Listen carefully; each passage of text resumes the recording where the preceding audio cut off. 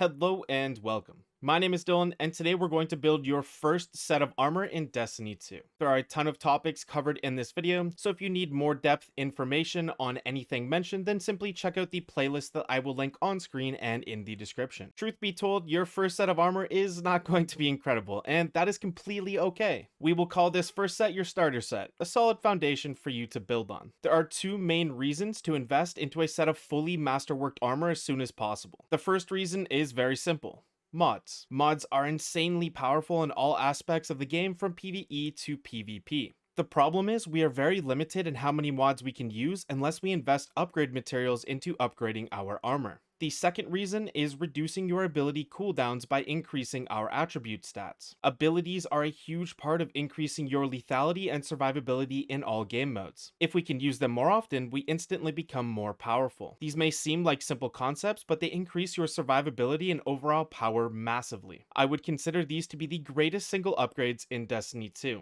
There are two methods to start building your armor set. One of them requires way more mental work from you, but is completely available in-game. The other method pretty much does the entire thing for you, but it's an external website. I will have a video walking through how to use this website to build armor sets in the playlist I mentioned. In this video, however, I will teach you the basics and how to effectively build an armor set yourself inside the Destiny 2 client. Every time you go to create a new set of armor in Destiny 2, you need to make sure you are selecting which exotic armor piece you want to use. Sadly, in Destiny 2, there are no ways to earn specific exotic armor pieces. There is a way to earn exotics of a specific type, helmets for example, but this honestly requires good weapons, a solid armor set, good mods, and experience. Due to the difficulty factor, I would recommend saving that for future armor sets, but a video on this topic will be in the playlist. Xur and random exotic world drops are the main options left to you. Every exotic you receive will be a new one until you have received every exotic available in world drops for your chosen class, Titan, Warlock, or Hunter.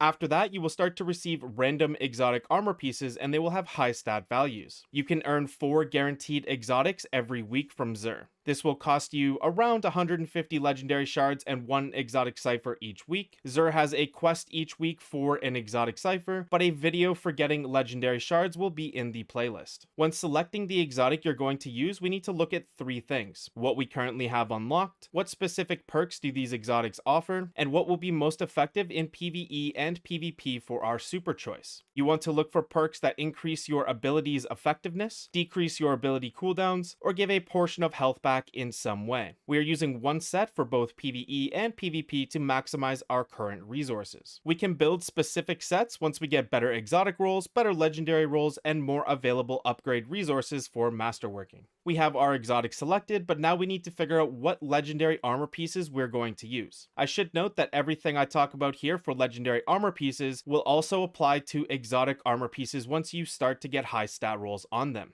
For your first armor set, we're looking for armor with a total stat value of 55 plus. I will say, however, for future armor sets, I suggest using 60 plus total stat value as your base. When we look at these specific stats, the lowest possible value on legendary and exotic armor pieces is 2, with the highest being 40. You can increase the value past 40 using mods, which we will discuss in a later section. When it comes to keeping armor pieces, you should save Spikey armor. This means a very low stat value in some sections, while having a high stat value in others. Armor that has an even stat distribution is not very effective for making good sets of armor. I would highly recommend only using an armor piece like this if it is an exotic and you do not currently have a spiky roll for it. We now know that we're looking for spiky armor, but spiky in which stats? This will depend on which superclass you're using, which abilities you find most valuable for that super, and which character class you are using. Each character class has a class ability that is tied to a specific stat. Hunter's dodge recharge rate is based off their mobility stat, Warlock's rift recharge rate is based off their recovery stat, and Titan's barricade recharge rate is based off their resilience stat. So just based on that, you would try to get a 100 overall stat value in those sections for those specific character classes. In general, I recommend having a high recovery value. It will allow you to recover health faster, which ultimately leads to increased DPS in PvE or greater effectiveness in PvP. For most builds and activities, intellect is not very important, so I recommend focusing on more impactful stats. For the other stats, it is completely dependent on the type of build you are going for. It is important to take some time to understand what each of these stat values do and how they will affect each class. Depending on what you're trying to do with your build, you may need to plus or minus 10 in different stats to use the specific fragments you want for certain abilities or bonuses. There are 2 charged with light mods you can use for plus 20 mobility and plus 20 strength. It is important to figure out which super fragments and armor mods you're going to use so that you can factor those plus or minuses into your overall stat values. Do not do this after the fact, as it can mess up your overall stat values and make your armor set less effective for what you're trying to do. I will link to several videos talking about mods, stat attributes, and specific builds in the playlist. Next, let's talk about the armor affinity or energy type. All armor pieces will have a default selection of mods that are available for each slot regardless of the energy type of that armor piece. There are, however, a few mods for armor slots that only appear if you have one of the 4 energy types. You can go to collections, mods, and then whichever armor slot you're curious about, and look for the mods that have an energy symbol on them. You must have an armor piece of that energy symbol to use those mods. This happens again when we look at the 4th mod slot, also called the seasonal mod slot, on any armor piece. There are some default mods for this section, but there are also energy specific mods. You can go to collections, mods, and then combat style to view these mod options. You can change the energy type of your armor pieces at any time. Go to details, hover over the energy symbol, and click on it. Here you can pick any of the 3 energy types. This will cost some glimmer and legendary shards to swap the energy type. The lower energy level a piece of armor has, the cheaper it is to change the energy type, but make sure to be careful when you are swapping energy types. On the left side, it will reset the energy level to level 1, but on the right side, it will allow you to keep the full energy level your armor piece has currently. So even though resetting energy to level 1 appears cheaper, it ends up wasting all the upgrade materials you use to increase the energy level past level 1 on that armor piece. If you plan to use the plus 20 boost from the Radiant Light seasonal mod and the plus 20 mobility boost from the Powerful Friends seasonal mod, you will need to have 2 armor pieces with arc energy type. I recommend using your class item and your legs for these mods, but you can experiment and find out what works best for you and your build. I will link to a video of an in-depth explanation and examples of everything energy armor types in the playlist for anyone who needs it. We can finally start putting our armor set together. Start with your exotic and then put on legendary armor with your best spiky distributions. Look at these 6 stat values on the left hand side of your armor slots. You want to get these values as close to 0 as you can. Any stat points that you have from 11 to 19, for example, are completely wasted. You will only receive the cooldown reductions once you hit the next 0 stat, which is 20 in this example. You can simply swap between all of your different spiky armor to get as close as you can to the values that you want. Keep in mind that each armor piece can add plus 10 to any stat of your choice in the first mod slot. One thing to note about these mods is that they do not all cost the same amount of armor energy points. For this reason, it makes sense to find armor with high recovery or high intellect if you want those stats, as they cost the most armor energy points in the mod slot. Remember to add Radiant Light and Powerful Friends for plus 20 strength or plus 20 mobility if you need those stats. Also double check your super for the stat adjusting fragments, which can add plus or minus 10 in various stats. These fragments can be found in the bottom row of boxes on the super screen. Lastly, when you masterwork a piece of armor, it gives you plus 2 in every stat. This means that if you have a full non-masterwork set and then masterwork the entire set, it will not change your stat distributions. It will simply increase everything by plus 10. If you do not have enough upgrade materials to upgrade everything at once, that's completely okay. Your stat distributions will even back out eventually when you finish masterworking your armor set fully. It should be noted that your exotic armor piece should be the last thing that you masterwork. The reason for this is that it costs 3 times as much, and the upgrade is the same as upgrading a much cheaper legendary armor piece. As I mentioned at the beginning of the video, there's a much easier way to manage all these variables, but it involves the use of a third-party website. A complete tutorial for the third-party website will be included in the playlist as well. But if you have any questions or suggestions, let me know in a comment down below or visit the playlists on screen now for more help. Anyways guys, I hope this video helped. Thank you so much for watching.